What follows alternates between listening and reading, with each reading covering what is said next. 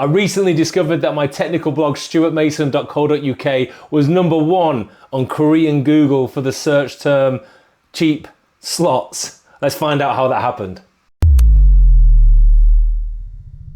That was all right, that was all right. Should we try another one? So Eddie, go to my screen. I was going through Google Search Console. I don't know what's going on in here, to be honest. I like seeing the pretty graphs, I like seeing the pretty numbers, and I like seeing the green arrows. The green arrows are good. I don't like seeing the red arrows. I don't know why. To me, this is all vanity metrics. This is stuartmason.co.uk. I don't really care about this. But I did notice this massive drop. Like, what's going on here? That is a big old drop. So I had a little click around, saw this. That's like Google has discovered around 51,000 pages. It's indexed nearly 20,000 pages. I haven't got that many pages on stuartmason.co.uk. Now I've lost it. I really have lost it. But in here, like all this Korean stuff was popping up. This one, average position 1.7. If you search for cheap slots in South Korea, you'll get stuartmason.co.uk. This is a hack. This is a beautiful hack. I had, for no reason other than it's a bit funny, so I make this like dramatic reenactment of what the page might have looked like. And honestly, this call to action is getting me clicking, mate. Can I claim my bonus now, please? Because it's a great call to action. Listen, I got hacked. What they've done is got a PHP file into an uploads directory, and what I hadn't done is blocked any sort of code execution from within that uploads directory. They'd got a file in there and they'd executed it, which created all of these crazy ID pages, which was my site delivering all this stuff, the 50,000 pages discovered. It was a great red team exercise. Can you call hacks red team? It's a real life red team exercise. And it kind of was for me, because I've got a big estate of sites, I've got loads of stuff going on, and some of those sites this could not happen. And I'll tell you why. Now Google sees me as a threat. It just doesn't trust my site whatsoever. Someone searching for example, Claude-Code hooks not working. It doesn't really, I'm not gonna show this guy. This guy advertises cheap slots. I don't care about his stuff. I've got some sites in my estate that just can't have that. They can't have that. I am seeing it as a red team exercise because all of the stuff in my estate now is hardened against this particular hack. It should have been anyway. Coulda, shoulda, woulda.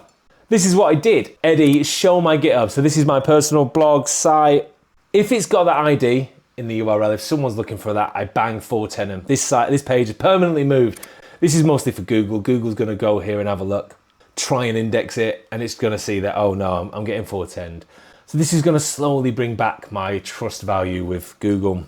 And then I regenerate the sitemap each time. And then there's another commit in here that what I'm doing is saying that inside storage or uploads, you're not executing PHP in there, mate. You're returning a 403. This should have been in place in anyway. And now this is in place across my whole estate.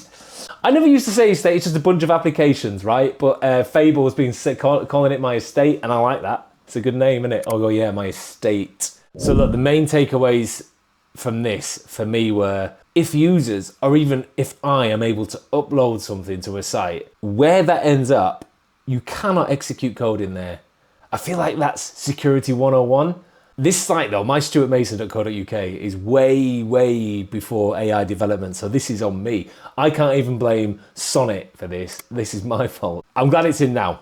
Number 2, hacks. Like, this was behind the scenes until I'd gone to Search Console and had a look at what was going on there. I didn't know this was happening. I don't know how long this has happened for yet. I still need to like dig into it and find out what was going on, what happened, what did the file that they put in do, how did they get in there? I don't know right now. But what I do know is all of that evidence would have been in my logs. Everything that happened is getting logged out. What I've done is I've got a cockpit, I've talked about it before. This just sits inside my private mesh, and it handles everything for me because all of my stuff is spread across loads of different clouds and services. And so what this cockpit does is bring it all together. And what I've added to it is 2 things. I've got an anomaly watch. I've got a log drain where everything's just getting dumped. It looks for patterns. It doesn't need any AI. It just looks for patterns. And then it will say to me, mate, this looks a bit dodgy. Here you go. Pop me an email. Say, look, Go and have a look at this. On top of that, I have an agent that runs every morning at 7:30 and gives everything just a once over. It's dirt cheap, it's haiku, and it's finding like more, what would you call it? Come on, Mason.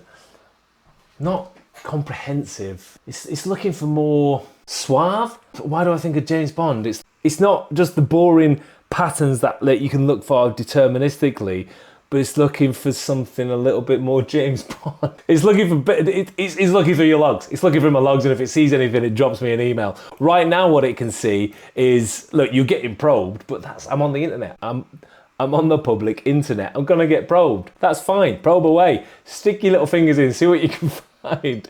I've also got a little briefy state. So I've got a second agent in there that runs weekly and just says, like, how many PRs have you got open? Might be some PII in here, so be careful. If you see any secrets on the screen, don't tell anyone, okay? But yeah, things like, there's nothing on here, Eddie, don't worry about it. But it's things like 27 dependabot PRs across 10 repos, not rowphobic. So that needs a work through, but that's a problem for another time. This is the estate brief, so I've got one agent going through the entire estate and one agent looking for anomalies inside the logs. I will find that word. Eddie, can you put the word that I'm looking for on screen now? Make it flash, maybe. Make it spin. And then say the word, you idiot. What word is it? I've been going on, wait, how long have I been going on here? 10 minutes, that's not bad, that's everything. I covered stumason.co.uk, I got hacked, I was number one. I found it through the search console, of which I've got no idea of what's going on in there, but those graphs are pretty until they're not. I fixed it, and I fixed it for my entire estate, and I had a little bit more security on there as well for good measure, and some AI agents, because it's 2026. If you're not adding AI agents to something, what are you even doing? Are you even doing anything? Are you even coding? If you're not hitting an API endpoint and spending money on tokens, you're not coding. You're just messing around. You're just remembering. Coding's remembering, mate. I'm not doing that. I'm getting someone else to remember for me through tokens. Someone. Look, listen, next time we're going to talk about crunch.stumason.dev, where all my, I've got a bunch of compute that I wasn't using, so I've dumped a load of encoder models on there, like sentiment analysis, transcribing, embedding, image embedding, things like that I can just crunch through a bunch of stuff. I resented paying for embeddings, so now I've got all these models just sat on the server ready to go, ready to encode. They just want to encode, and I'm not giving them enough to encode. Right, listen, I've got actual work to do. You guys, stop slacking, watching ridiculous videos and go do some work yourself. Hey Eddie, let's try another one after a sip of water. Come on. I sound like a children's TV presenter. How do you just talk normally? How do you talk normal? What do you mean, let's find out how that happened? Let's dig in. I just don't know. It's like, do I need to speak? Do we need to speak like children's TV presenters to get the point across? You could slow down though, Mason. You could slow down a little bit. Right, that's the intro. That's the hook. The cold open. Love you, bye.